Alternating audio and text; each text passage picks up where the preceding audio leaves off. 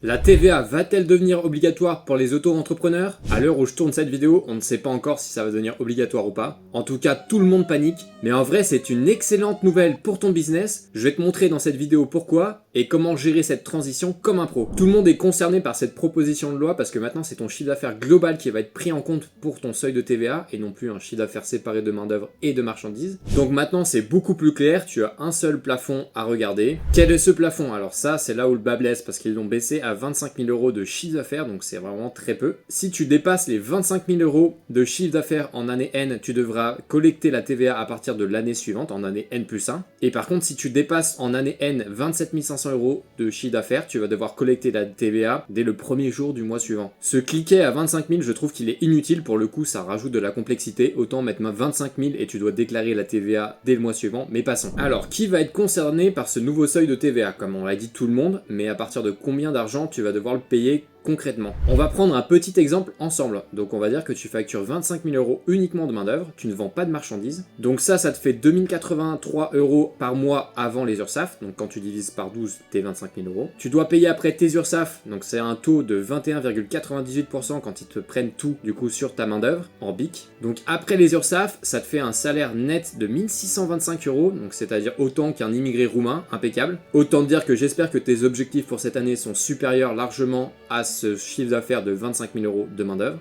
en sachant en plus que ce revenu est hors impôt sur le revenu et la CFE que tu dois payer notamment. Concernant la CFE, je t'ai fait une vidéo dédiée qui te dit exactement comment faire pour l'éviter ou alors pour la réduire au maximum. Regarde-la si tu ne l'as pas déjà vue. En conclusion, on peut dire que tous les auto-entrepreneurs en activité principale sous ce statut sont concernés par cette mesure. Il n'y a vraiment que les salariés qui ont une micro à côté qui ne seront pas concernés par ce plafond de TVA quasiment. Donc je t'invite dès maintenant à regarder ton chiffre d'affaires réalisé et tes devis signés pour voir si tu ne dépasses pas déjà ce plafond. Alors, comment appliquer cette TVA quand tu vas dépasser ce fichu seuil en cours d'année? Franchement, ce qui est difficile, c'est la transition entre ne pas collecter de la TVA et la collecter en cours d'année. Mieux vaut la collecter dès le début de l'année, comme ça t'es sûr qu'il n'y aura pas de soucis. Mais bon, on va voir ensemble comment faire cette transition en douceur. Il y a deux cas de figure possibles. Le premier cas de figure, c'est que tu n'as pas de décalage entre l'émission de devis et la réalisation de facture. Tu factures par exemple directement, comme une esthéticienne par exemple, si tu viens donc faire des soins à domicile chez une personne, elle va te facturer directement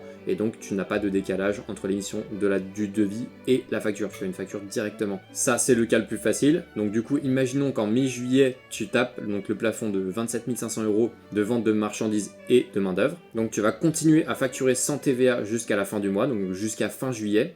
Et à partir du 1er août, tu vas devoir collecter la TVA sur toutes les factures que tu vas émettre. Maintenant, si tu as un décalage important entre l'émission de devis et la signature des devis et l'émission de facture, c'est le cas le plus compliqué. Petit rappel sur la déclaration des URSSAF en auto-entreprise, cette déclaration se fait sur les montants encaissés et non pas sur les factures normalement. Globalement, ça veut juste dire que tu regardes ton compte bancaire sur le mois précédent, tu fais la somme de tout ce que tu as encaissé de tes clients et tu le déclares aux URSSAF. Moi, c'est pas du tout ce que je fais, je déclare au chiffre d'affaires facturé, donc je vais sur mon logiciel Obat, donc là je modifie les dates, et tu vois, ça va me sortir mon chiffre d'affaires pour janvier par exemple. Et ce qui est génial, c'est que j'ai déjà la ventilation en fait entre ma main d'œuvre et ma fourniture. Donc ça me fait gagner énormément de temps, tu vois. Là, j'ai que à recopier ce montant-là dans les URSSAF et on est bon. Je t'ai déjà fait une vidéo dédiée pour déclarer donc tes impôts aux URSSAF. Comme un pro, regarde là, ici. Donc pour revenir à nos moutons et la collecte de TVA, il va y avoir un souci si tu ne la payes pas depuis le début de l'année, mais en cours d'année. Pourquoi? On va prendre un petit exemple. Donc tu es artisan, tu as un devis à 10 000 € signé, donc TTC avec 0% de TVA. Tu l'as signé en janvier et les travaux doivent commencer en juillet. Ton chiffre d'affaires maintenant va dépasser ces 27 500 € en juin. Donc tu es censé collecter la TVA à partir de juillet, t'es d'accord avec moi? Or toi, en juillet, tu vas commencer ton chantier qui a été signé à 10 000 € en janvier. Mais tu l'avais signé hors taxe parce que tu ne savais pas que tu allais taper le plafond en juin. Et donc du coup, le problème, c'est que tu vas devoir collecter normalement la TVA sur cette facture-là puisque tu vas la faire en juillet. Donc comment tu fais là? Impossible, tu vas pas revoir le client et lui dire écoutez, désolé, mais maintenant je vais majorer ta facture de 20% parce que je dois collecter la TVA. Impossible. Donc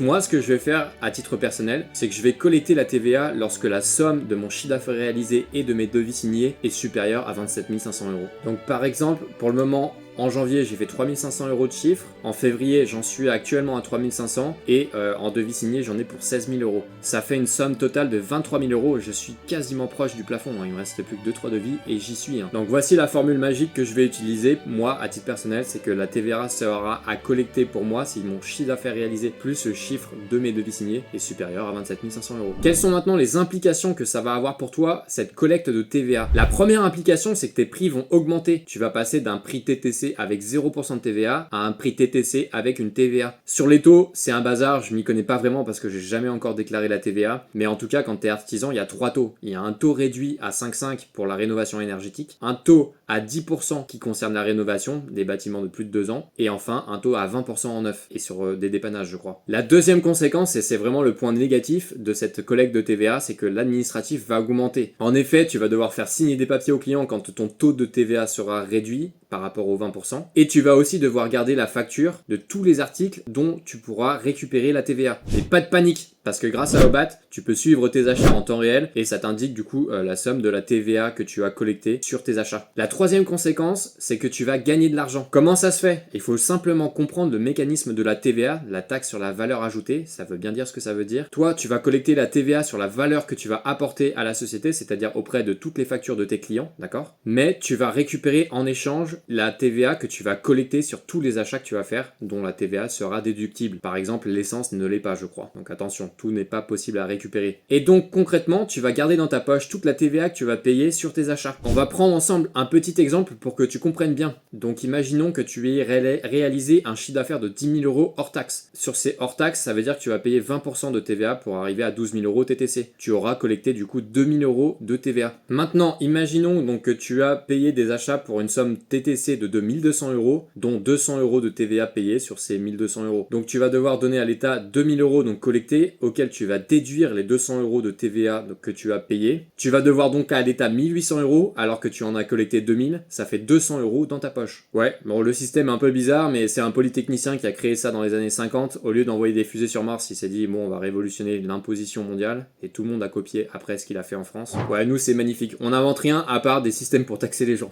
Maintenant qu'on a fait tous ces constats, faut-il changer de statut? Alors tout d'abord, laisse-moi te dire que tu peux aller sur Legal Place donc pour créer tes sociétés, mais aussi pour bénéficier de conseils personnalisés sur ta création de statut, et donc notamment sur quel statut choisir. Avec mon code de réduction, tu bénéficies de 15% de réduction sur beaucoup de services de Legal Place, donc n'hésite pas. Bon, pour la faire courte, ma réponse est non, il ne faut toujours pas changer de statut, le statut d'auto-entreprise reste excellent. Pourquoi? Parce qu'il maximise ton cash à 4 à 5 000 € net par mois, si tu déclares tout correctement. Je t'avais fait les calculs en live théorique, donc ici, donc dans cette vidéo là, regarde-la, elle est très intéressante sur les statuts d'auto-entreprise. La seule exception, c'est si tu as des emprunts IMO, et là c'est pas pareil, le but c'est de hacker le système via la récupération de charges, mais là tu es dans le jeu d'optimisation fiscale, donc c'est un autre jeu encore. Normalement, tu devrais gagner de l'argent grâce à ce système là, grâce à toute la TVA que tu vas pouvoir récupérer sur tes achats. Encore une fois, sur mon cas personnel, donc si on regarde en 2023 qui a été pour le moment ma meilleure année en termes de chiffre d'affaires, donc si j'ai facturé pour quasiment 30 000 € de marchandises, on va dire avec un calcul rapide que j'en ai eu pour 20 000 € à l'achat, ça veut dire que j'aurais récupéré 4 000 € en théorie de TVA. L'autre point, c'est que maintenant il y a une égalité devant l'impôt si cette loi passe, et je trouve que c'est très bien. Ça rend le statut d'auto-entrepreneur officiel, il n'y a plus rien à dire sur ce statut-là. Autre avantage, c'est que tu ne pourras plus faire de dumping sur les prix, donc ça veut dire que tu vas être obligé de t'aligner sur les tarifs que tout le monde pratique, tu pourras pas gagner 10 ou 20% en réduisant la TVA à néant. Donc ça va t'empêcher de jouer sur les prix et donc monter ton niveau de compétence pour arriver à vendre aussi bien que les autres. Et enfin, et je pense que c'est l'effet le plus puissant, c'est que tu n'auras plus de barrière psychologique. Tu n'auras plus ce plafond qui va rester dans ta tête, maintenant c'est open bar. Tu vas pouvoir monter autant que tu veux ton plafond.